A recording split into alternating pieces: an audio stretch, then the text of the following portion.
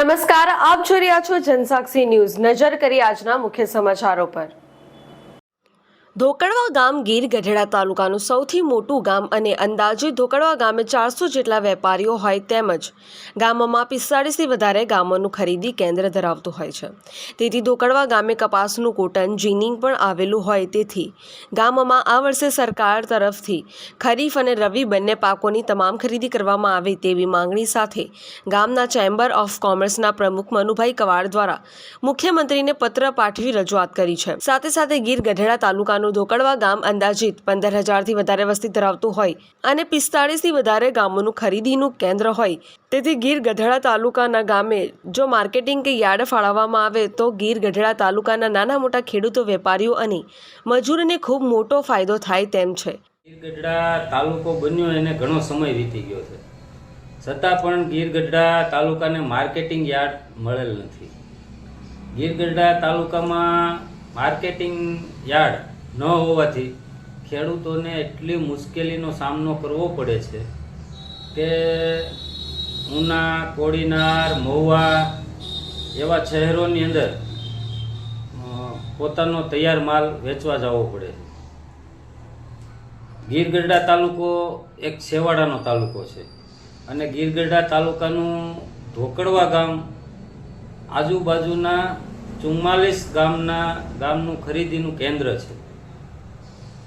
તો ગીર ગઢડા તાલુકામાં ધોકડવા ગામે માર્કેટિંગ યાર્ડ ફાળવવામાં આવે તો ગીર ગઢડા તાલુકાના સેન્ટરનું ગામ હોવાથી ગીર ગઢડા તાલુકાના મોટા નાના એવા તમામ ખેડૂતોને જ્યાં મુશ્કેલીનો સામનો કરવો પડે છે એમાં ઘણો બધો ઘટાડો આવેલ છે।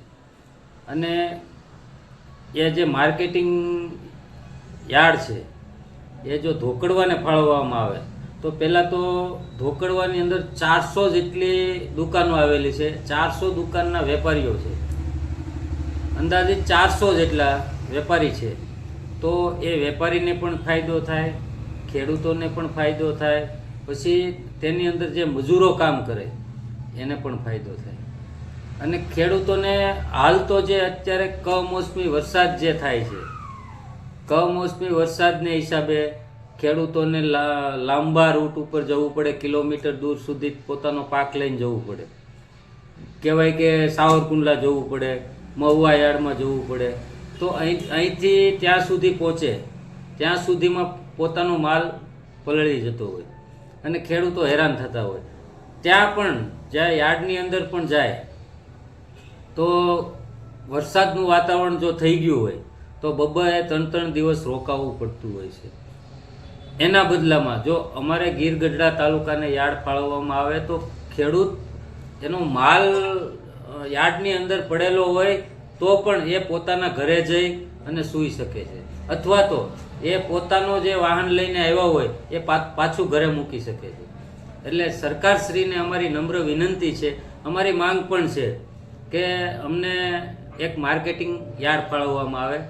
અને ખાસ કરીને ધોકડવા એટલા માટે પસંદ કરવામાં આવ્યું છે કે ધોકડવા છે એ ગીર ગઢડા તાલુકામાં સેન્ટરનું ગામ આવેલું છે કે ત્યાં આજુબાજુના તમામ વિસ્તારની ખરીદીનું કેન્દ્ર છે અને ત્યાં પણ વેપાર ધંધો પણ બધાના મોટા છે અને એક અમારે કપાસનું મિલ પણ આવેલું છે, છતાં પણ જો અમને માર્કેટિંગ યાર્ડ ધોકડવાને આપવામાં આવે તો વેપારીઓને પણ ફાયદો થાય, ખેડૂતોને પણ ફાયદો થાય અને હાલ મજૂરોને પણ ફાયદો થાય। ગીર ગઢડા તાલુકાની અંદર હાલના સમયમાં અત્યાર સુધીમાં કોઈ એવો ઉદ્યોગ નથી કે જેની અંદર મજૂરોની જરૂર પડતી હોય। તો હાલ જે મજૂરોની હાલત છે એમાં પણ સુધારો આવે અને ખેડૂતોને પણ ઘણો ફાયદો થાય, તેનો માલ ન પલળે, તેને વેચવામાં ફાયદો થાય। અહીંયા પોતાના તાલુકાની અંદર જો માલ વેચાતો હોય તો એને ઘરે રહી અને પોતાનો માલ વેચી શકે છે।